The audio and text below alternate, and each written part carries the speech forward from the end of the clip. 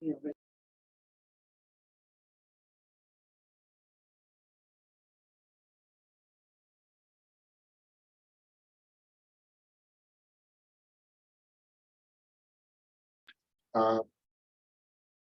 right, I'll call to a SARC meeting to order for February 28th.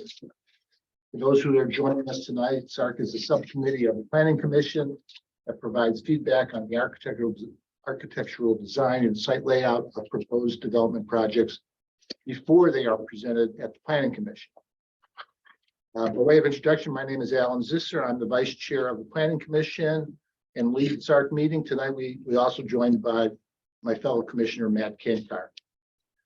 In terms of conducting the meeting, for each item, I'll announce the item and then ask for staff presentation. We may have some questions for staff. After that, we'll look for any input from the applicant representing the project, if they are present and receive any additional public comments. Following this, we may have follow-up questions for staff, the applicant or public speakers, and we'll finish by providing our feedback on the project that will then be forwarded to the Planning Commission. Tonight our start time is a little bit after 6 p.m. We actually have two items. One item will hopefully go for 25 minutes, and the other item will go for 30. So one item will go from 6 to 6:30, the other from 6:30 to 7, with a hard stop since we then have another meeting. So we'd like to ask for any public comments to be kept short during the meeting. With that said, we have two items.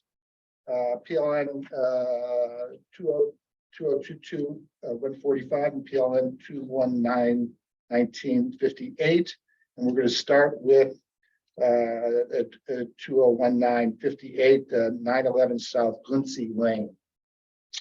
Thank you. We'll begin with item 2, provide HPP board member Cordaway additional time to arrive to tonight's meeting.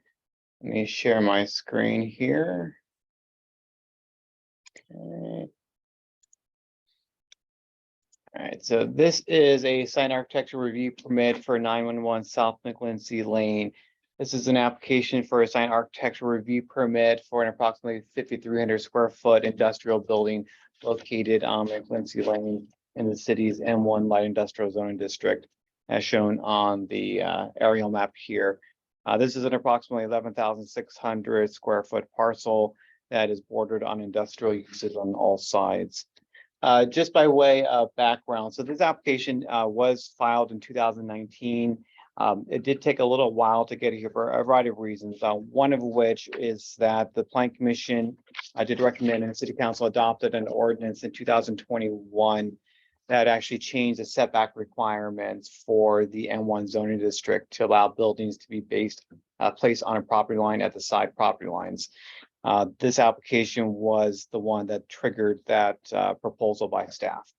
So that had to get effectuated, and now we're able to proceed without a variance for the setback. Although the application does include a variance having to deal with the overhead frontage utilities, but since that's not a site architectural component of the building, that matter will be deferred for just Planning Commission discussion at the Planning Commission's meeting. In terms of the particular proposal, here we have the property, which is a standard rectangular lot. The proposed warehouse building would be placed all the way to the westerly side of the property, up against the property lines at the rear and sides. As noted, the recent text amendment allows for the Planning Commission to grant a reduction to the setback from 5 feet to 0 feet, stipulated that there are certain conditions that can be met, principally that it's an industrial building and that is not breaching a certain height, and it is not bordering non-industrial uses, which this proposal does qualify. Additionally, the building is proposed to be located on the rear property line, which was a provision that already was permitted under the zoning code.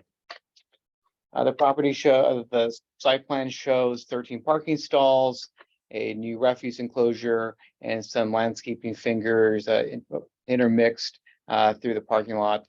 This is a very tight site, so you have the standard commercial dimensions for parking stalls and the minimum required 25-foot drive aisle, between the stalls, and then the ADA required walkway connecting from the street to the building. For that reason, there's also a request to exempt the property from the otherwise required perimeter landscaping requirements.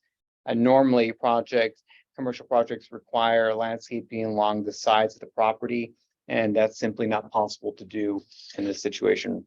But the landscaping code does allow that as an exception request without a variance. Now, the overall aggregate of landscaping that's being proposed here is approximately 7% of the site, about 800 square feet. And landscaping is included in these two landscaping areas in the front, as well as the landscaping that's shown within the parking lot.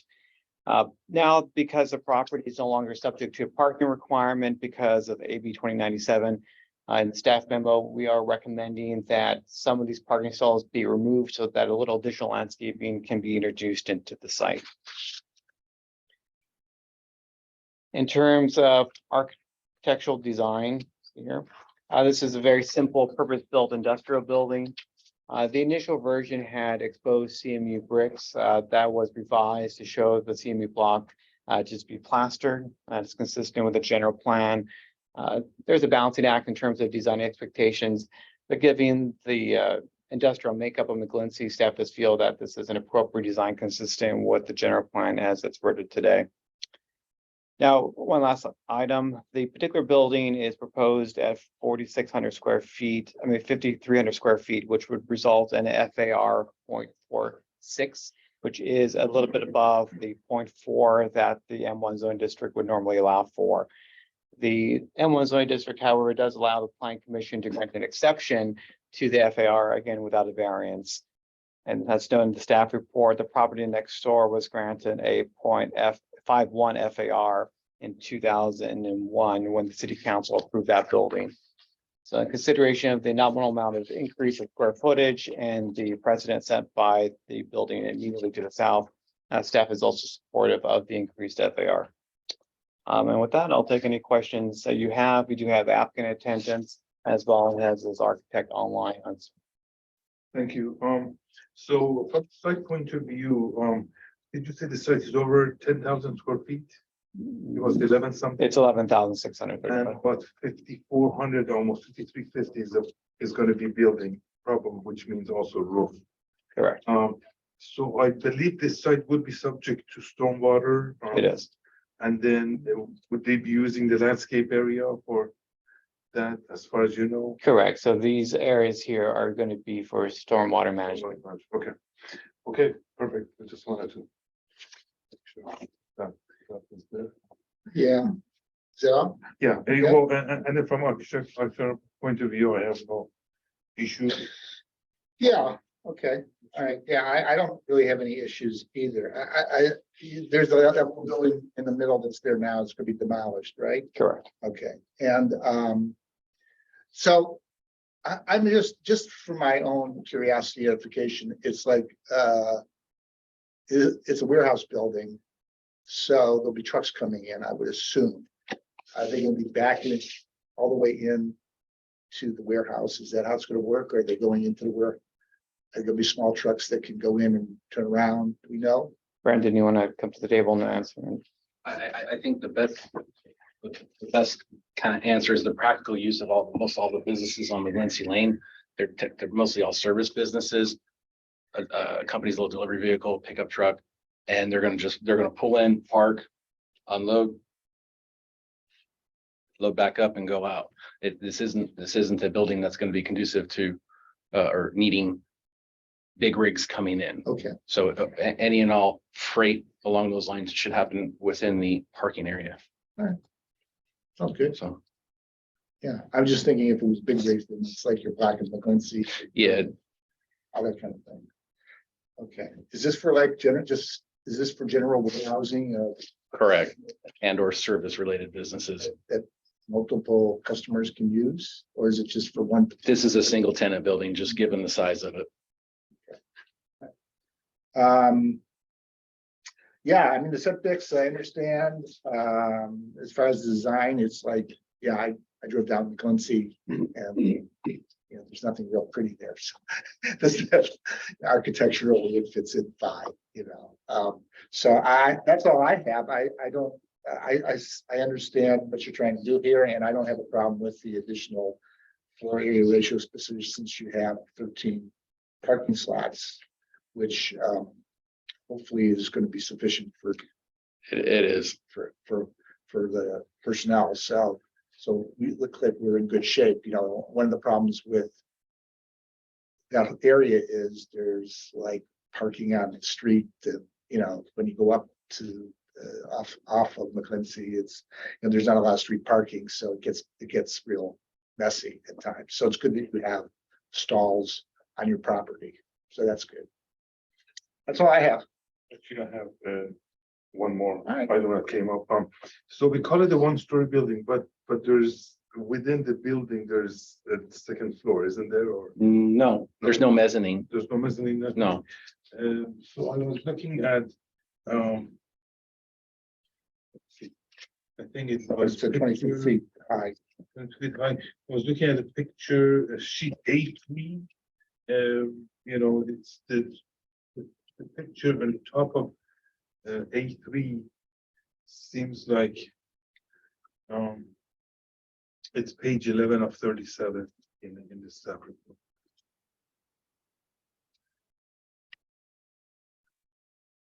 I'm sorry, 30, Page 11. page 11. On the upper left corner of the page, a little bit, no, go up, yeah, right, more up, That's the adjacent property. up, yeah, right there. So that's not ours, that's the adjacent property. Correct, that's the adjacent property. Got it. Seattle Bound people. Okay. Okay, that takes care of my concern. All right. Thank you. Okay, any feedback on the staff suggestion for additional landscaping at the expense of parking stalls? Are you recommending more landscaping? We are, Okay. particularly because the parking stalls are no longer required. All right, and I'm okay with that. you're okay with that? Yeah. How many parking stalls do you think you'll need? Worst case, I think this is probably a 5, 6, 7 type business. so there's room for extra. Can they utilize, So I would be in favor of that. okay, can you utilize these what do you call it? Turf Permeable blocks? pavers. Well, turf blocks, so grass grows in between them, but then you can also park on them, so you get dual use. You both get the landscaping. Yeah, that's a feature that the city has generally not been supportive of, often because it's not irrigated, and then even when it is, the vehicles tend to just kill the landscaping. Okay, well, if 5 or 6 is enough for you, then Yeah. I support them. So you're talking about the use of 1 or 2 more parking spots? Correct, I mean, yes. Okay. All right, sounds good to me. All right, well, is that, It's a concrete lot right now, so anything's, Anything's better. yes. Yes, there's not a lot of trees on that street. and Bud, did you have anything to add? This is the architect.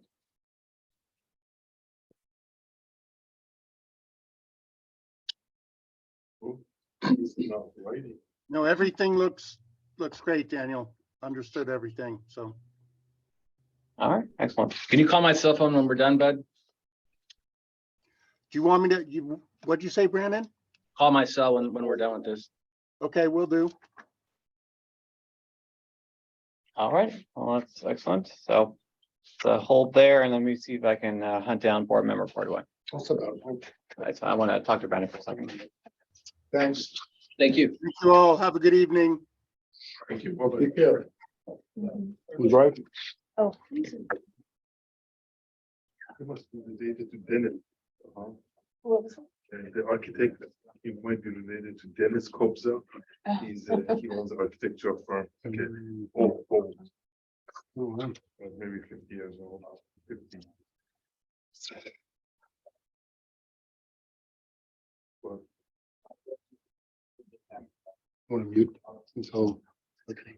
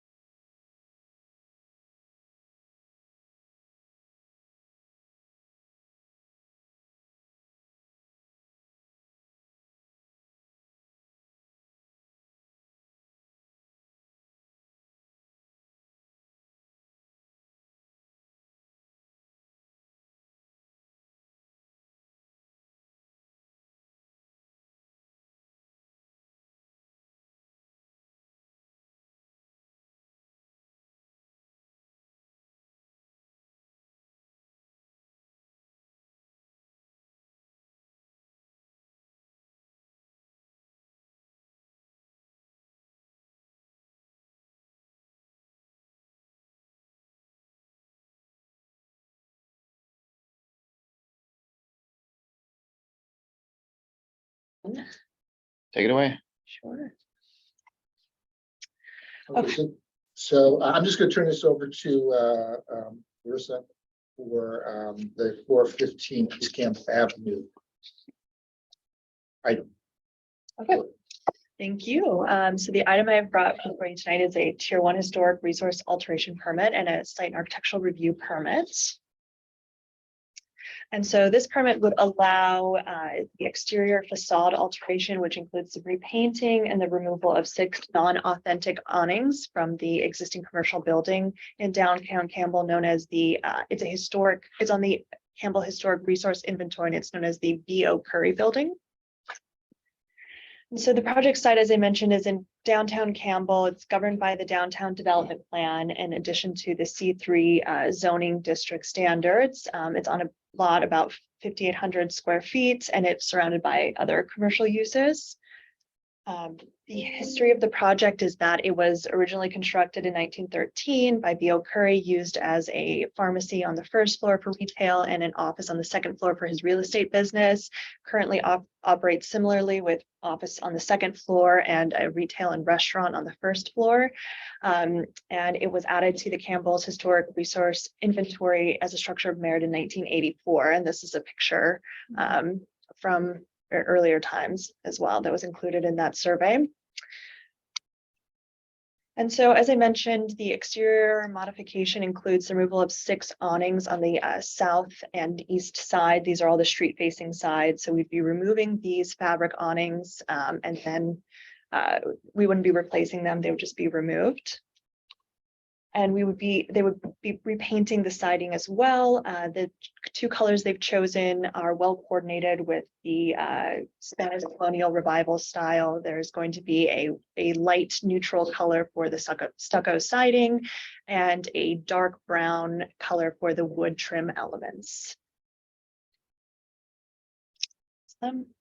And this concludes my presentation. And I just wanted to mention that Rob Cordaway is here from the Historic Preservation Board. The board reviewed the project last week, last Wednesday, and so he can provide guidance and feedback in terms of the historic review portion for this item. Okay, so should we hear from us or hear from him first? Do you want to tell your Yeah. The HPB did? Yeah, it was, and it was actually pretty straightforward. Once we Back got, to the elevations. just the question that I had was, you know, this is one of the oldest buildings in Campbell. And the look that you see there, if you can't, this picture was not taken last year, if you can tell by the cars. 1950. And I think the trigger points were the awnings were put there in the 80s. Yeah, in the 80s. And you know, I went and took a look at the building and I was looking at it, I was like, it really, the awnings actually take away from the historic look of it, because this is how it's kind of, you know, supposed to look. You know, normally when it comes to permits related to historically significant buildings, whether commercial or residential, you know, we get very sensitive about stuff on the exterior. You know, because we want to preserve the original look. Well, those awnings took away from the original look. And it's actually, I realize now, I mean, I've been to that building a million times, I've driven past it a million times, and you know, I never noticed those, but if you look at the building, you say, those look very 80s.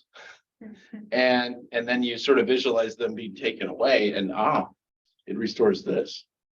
And so I think there's something to that. And so that's why it really didn't require that much discussion in the HPB meeting, because it's restoring it to its original. The awnings removed, you know, kind of took away the original. And so that's why, you know, the closer we can get to this, even particularly if we can get some of those cars back to park out there. I'm not sure we can do that though. I mean, it restores it to as it should be. It's just when the awnings were put on, it was prior to having any sort of historic preservation program in the city. So you could willy-nilly kind of do whatever you wanted. And so that's why it was kind of, you know, that was like the big trigger point. And it's also, they serve the best pizza in Campbell there, if you ask me. Okay, that's not a decision point, but it really does restore it. It was a unanimous vote. I'm very supportive of them being removed. You know, takes away the 80s look and brings it back to maybe the 1880s. Or I don't know, the building. What year was the building built? Okay, well, close enough. And then could you also say, because when you go in there, you know, it's Blue Line Pizza, but there actually is room. There's above, there's a second floor, but it's not used. It's currently used as an office space. Okay, yeah, okay. They used to have a meditation center. I don't know if that guy's still there anymore. I believe, I don't think so. and one time I went there, I think there was like an architect or some kind of engineer who can't play Title 24. There was a guy some many years ago that Yeah, meditation there was a big area I see. and a smaller area, and he would have people come in the evening and do meditation classes. I don't know if it's there anymore. well, I'm sure that's the building that it was. yeah, I mean, it was the first pharmacy in Campbell. And it's gone through different names, and I think it was also a grocery feed store.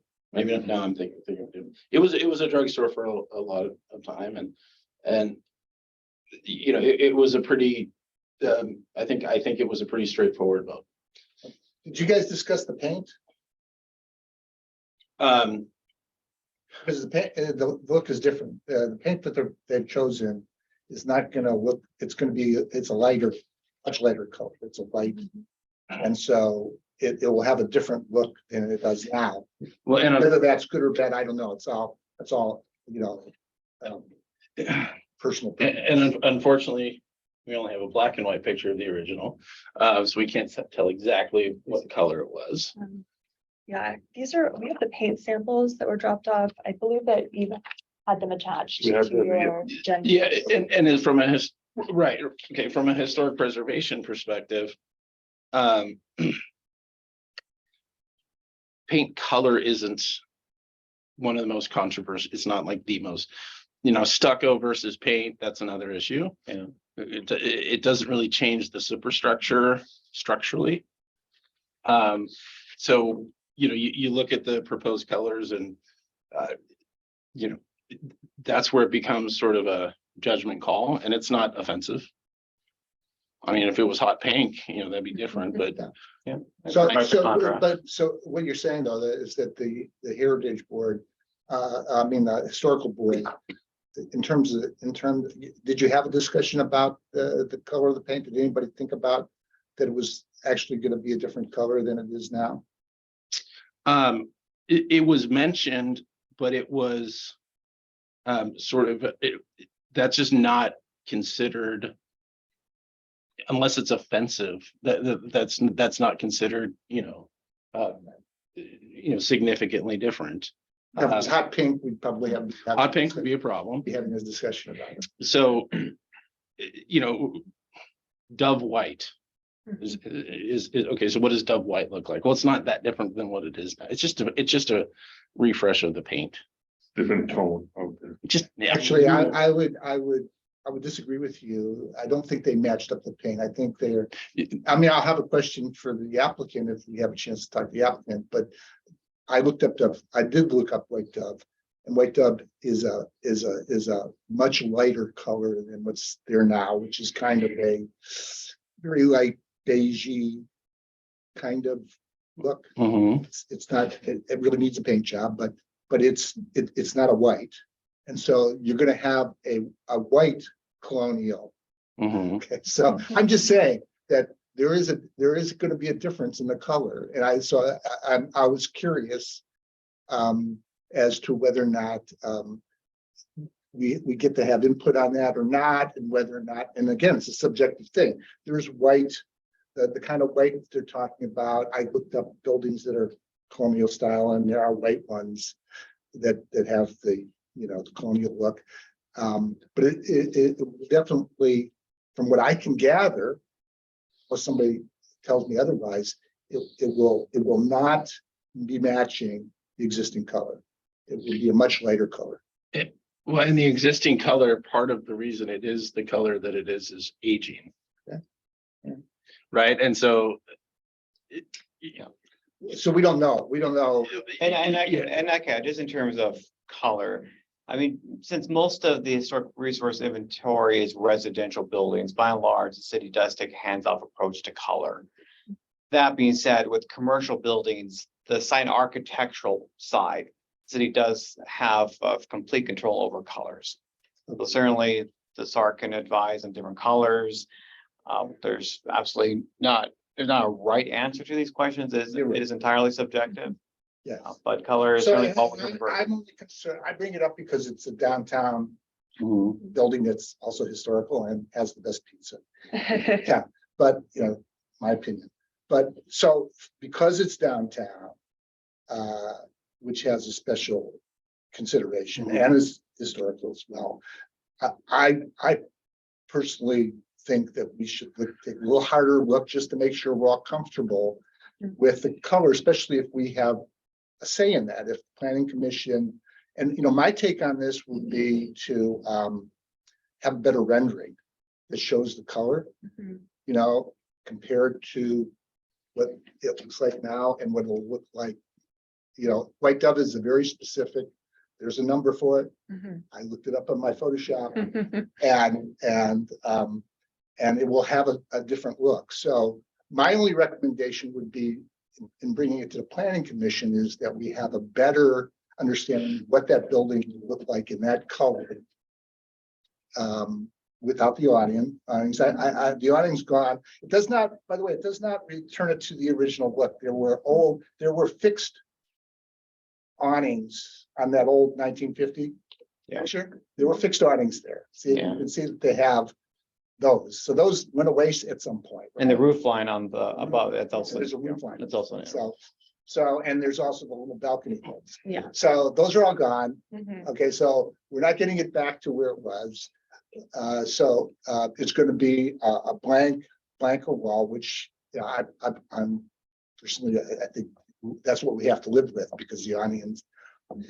I don't see a problem with taking the awnings away, but we should all understand that it's not going to be returned to its original look of 1950. So we should all keep that in mind. And then the color, again, just make sure it's like, I think when it comes to planning commission, we'd be nice to be able to see visually what that's going to look like on the street in the new color. So if you look at this picture, so the existing stucco to be repainted dove white. How different is this than dove white? Because I mean, that's pretty white. Dove white's pretty white. Brighter. Well, I mean, the existing one is pretty white. No, it's not. I don't know what picture you're looking It's at. dirty white. It's a real dirty white. I mean, one thing that could be considered, I mean, the planning commission could always require a condition of approval that requires the applicant to actually do paint sampling on the building for approval by the director prior to actually painting the entire building. This way that the director can have final say on the color palette, and if it does need to be revised, those revised colors can either be reviewed by the director or by the HPB. That's what the color looks like on a cloudy day. Well, Should I pull up the scenario? Sure. yeah, And then maybe you can have the applicant speak to the color. Okay. Yeah. and we can do a best efforts to say like, hey, would you consider making it a little beigeur? Like ask the Yeah, I don't know what the right answer is. I just think it's a question. it's very, yeah, it get like, cause like, I have my opinion, like in what I value, maybe different than what you value. I value the structure, the brick, right? Right. Whoa. I mean, if they want to get rid of like that changes things. And if they wanted to get rid of, what do you call that? Can I have my phone back? What do you call the cylindrical things up there above the top brick thing? The Oh. recessed niches. Yeah. recessed niches. Wow. Like, don't get rid of that. Yeah. No, but all the, whatever you want to call that, off-white, or it's a kind of a grayish beige. That's that's gonna be all repainted. Yeah, it certainly would be brighter. It's gonna be brighter. And I kind of, I mean, in my opinion, this is all opinion. If I see it, take right across the street, you got the old bank. Mhm. I mean, they refreshed the paint on that. And I just like, it keeps the old, Well, they also installed new marble at the base. Yeah. That's new. It's not original. It was repaired. So my question would be, how white is it? Is it gonna be white like the, what's the little square down the next block that's got little Of shops the in it? courtyard. Oh, the courtyard. Courtyard, that's white. I just, to me, it's all subjective, or even the building down the way that's it's kind of white, Mhm. that one. It's good. That's it'll probably look with this. that's a little bit off. That's a little bit off. That's probably, so is it gonna be lighter than that or darker than that? I don't know. I think it's not gonna be dark. It's dark. I think it's lighter. I think I spoke to a little bit more in detail in my HPB report, which you haven't seen. Where I researched some of, this is the architectural style is the Mission Revival style, which is the subset of the Spanish colonial style. And so that would generally warrant some sort of, light, natural, neutral color for the stucco siding, which the Dove White is bright, light, natural, neutral, which is well contrasted by the proposed dark brown for the wood elements. And I've spoken with the architect, and they are planning on doing what they call a refresh of the building, where they're going to clean up a lot of the brick material, and that white corresponding with that reddish brown of the brick is really going to complement well. And the coordinated colors that they selected were in order to kind of enhance the vibrancy of the brick. And the architect is also, as Daniel mentioned, on the line and can answer questions as to why they made these color choices and how they took these decisions. That would be good job. And the other thing on the framing, on the dark trim, color framing, so yeah. is that just the trim on the windows? Yes, so for the wood elements, including the windows and then the doors on Which the are kind first of floor. dark now, right? They're kind of grayish. Yeah, they're a dark brown. Oops, Dark brown. not sure what's One happened. more time. What are you driving past that? Yeah, I guess so. Yeah, and I guess the bank building did, for some reason, I thought it was brighter. But when she drove past it, it looked off-white. Mhm. So you're just talking about So it'd be those frames in there and then, and those frames in there. yes, So all the window frames. all the wood elements. Yeah, I didn't even know they were wood. I just. Oh, yeah, they've got some beautiful wood casement windows on this Okay. building. And so this brick is going to be cleaned up and it's going to be offset by this one. That's cool. Well, when we take off the awnings, we don't have to worry about violating any Title 24 stuff, like any energy. Because the sun now hits the window directly, it warms it up, and now you got more cooling that you need on the inside to counteract. The city's also adopted the historic building code, which provides for various exceptions to the code for historic buildings. I see. Right. You don't have the applicants. And again, the architect, you seem to know a lot about architectural style, or is it, you called it mission? What was the term you used? The Mission Revival style. Yeah. Because I, not to prolong, because now I'm thinking, so I went to Santa Clara University for undergrad, and like everything is there, Mission Revival, and nothing there is bright white. Even when they repaint it. Well, if you walk along downtown, which I do almost 3 or 4 days a week, and including going by there, there's a lot of earth colors we have in downtown. We have a lot of earth colors in downtown. We have various levels of beiges, that go from a deeper reddish beige to a very light beige. And in this building too. So we have a lot of the earth tones in downtown. And and of course, white is, I don't know, it's considered an earth tone, but I think it's something worthy of seeing and I want to hear from the applicant, but at least taking a hard look at to make sure we're okay with this, because once it gets painted, and once it's done, and if there's a way for us to look at patches and, to see, that would be a good thing. All right, just in terms of meeting management, we have about 10 minutes because we're doing it a few minutes ago. I'm done with that. I didn't have any other questions. The only other question is that there's the ceiling of the outdoor, the bottom, that thing right there, is that gonna be painted? Or is that just staying the way it is? It wasn't indicated in the plans, but we can ask the architect if they have a The tile, desire to do. No, that. there's a ceiling, The little- outdoor ceiling, The little fascia. Yeah, right and, there. and they have, I think they have set lighting in it, yeah. that thing right there. Yeah. And it's is there, covered. is there precedent to say, okay, you can do this, but could you make a best efforts to consider? Well, at the planning level, we can require. We can't ask for best efforts. Well, it's more that the city, I mean, it's the city's approval. So if there's a desire by the planning commission to revise the colors, then we can specify the exact colors. We can provide leeway, but generally the final decision either rests with the planning commission or they can defer it to the director. But let's hear what the architect has to say in terms of paint colors. And he'll be at the, Yes. okay, good, yeah.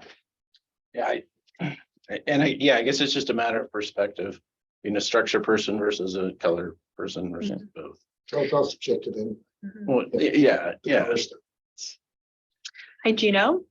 Yeah, hi, I'm Gino Catalano. I'm with Topa Architecture. So we're talking about the color here. Yes, we are. In detail. Yeah. Yes.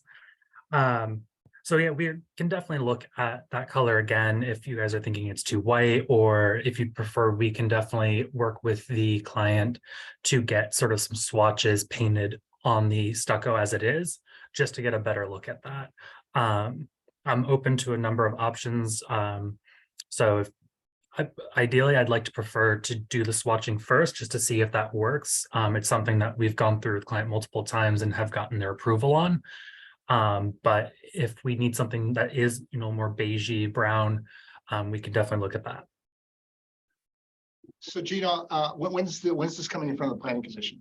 28th. 28th of March. 28th of 28th of March. March. So it's coming in a month.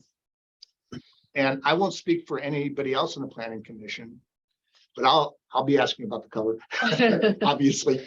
So my take is based on my being on the planning commission for 2.5 years now, and everybody's got their own take on stuff, is that I think the more we see, the better off we are in terms of having, looking at a couple of choices and having something that kind of shows us what it will look like in those colors.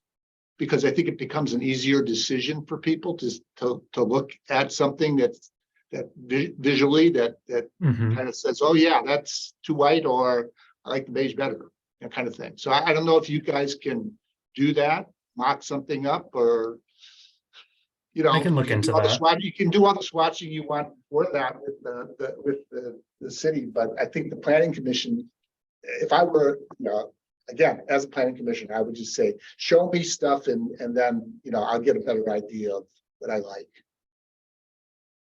Okay, I can definitely try to explore those options as well. I also want to say that these colors were chosen based off of precedents of this style of architecture. So this, very slightly earth toned white was chosen based off that and not really at random. So, Gino, how would then how would you describe Dove white? Because I don't know exactly. We're led to believe that it's a very, very, very bright white. It is definitely whiter than what's there, but many things are whiter than what is there. It's still a little earthy, but it does have the earthiness to it. Again, I'm more than happy to arrange getting at least a swatch of that painted up on there, because the sample shows much brighter than the actual color is.